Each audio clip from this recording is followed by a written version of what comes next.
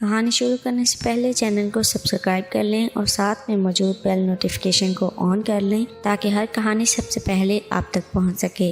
میں ایک شریف بیوی تھی کیونکہ میں نے کبھی اپنے شوہر کے سوا کسی سے بھی کچھ نہیں کیا تھا۔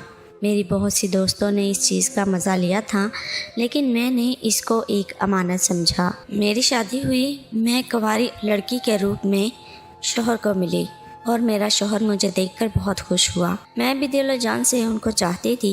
پھر ایسا ہوا میرے شوہر کو بیرون ملک میں ایک اچھی نوکری کی آفر ہوئی جو کہ 3 سال کے لیے تھی۔ انہوں نے اپنے بہتر مستقبل کے لیے ہاں کر دی اور شادی کے 7 مہینوں میں مجھے روتا چھوڑ کر چلے گئے، پھر وہاں سیٹ ہو گئے۔ 4 مہینے تک ان کی نوکری برقرار رہی، پھر اچانک جس جگہ وہ نوکری کرتے تھے وہ فیکٹری بند ہو گئی۔ اس وجہ سے وہ بے روزگار ہو گئے اور پھر مجھے نوکری کرنے کا کہنے لگے۔ میں پڑھی لکھی تھی لیکن کہیں بھی نوکری نہیں کی تھی۔ کچھ عرصے میں نوکری ڈھونڈتی رہی کہ میری بھابھی نے مجھے ان کے کلاس فیلو کی کمپنی میں بھیجا۔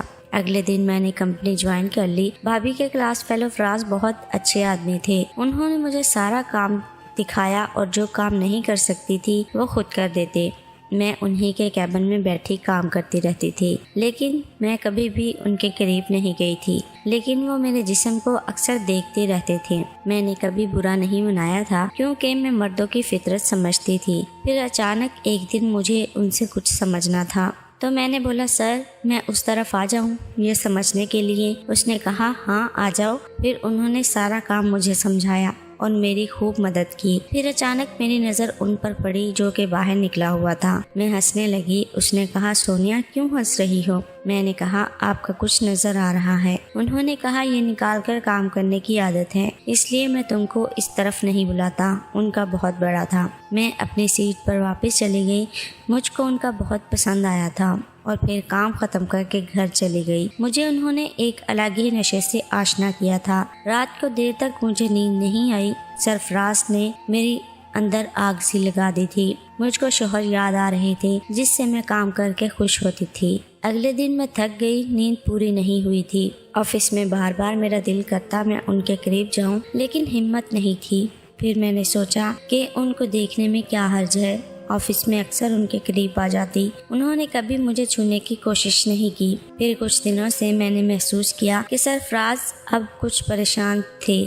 میں نے 1-2 بار پوچھا تو انہوں نے بولا کوئی مسئلہ نہیں۔ ایک شام کو دیر تک کام کرتے رہے۔ انہوں نے سارا دن کوئی کام نہیں کیا۔ مجھ سے رہا نہ گیا۔ اب میں نے پوچھا سر آپ مجھے دوست سمجھتے ہیں؟ تو انہوں نے کہا ہاں میں تمہیں دوست سمجھتا ہوں۔ میں نے کہا سر آپ مجھے بتا سکتے ہیں آپ پریشان کیوں ہیں؟ انہوں نے کہا میں آپ کو بتا نہیں سکتا کیونکہ آپ کو برا لگے گا۔ میں نے بولا نہیں سر شاید میں آپ کے کام آ سکوں۔